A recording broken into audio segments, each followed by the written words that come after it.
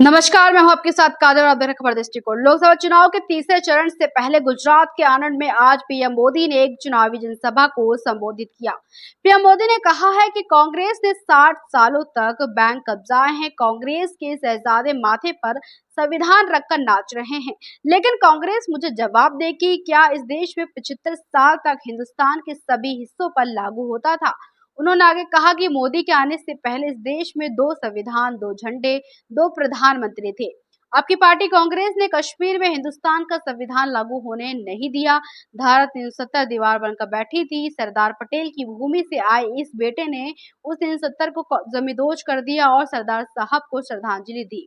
PM Modi ने आगे कहा कि मैंने कश्मीर में तिरंगा झंडा फहराकर भारत का संविधान लागू कर सरदार साहब का सपना पूरा किया।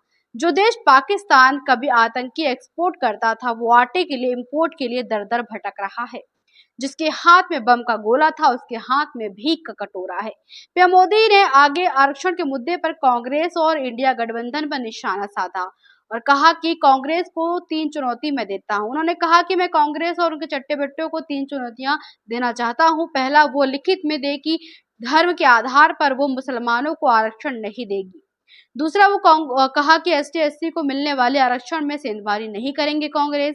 और तीसरा, जिन जिन राज्यों में कांग्रेस और उनकी साथियों की सरकार है, वो वोट बैंक की राजनीति नहीं करेंगे और बैकडोर से ओबीसी का आरक्षण काट कर मुसलमानों को नहीं देंगे।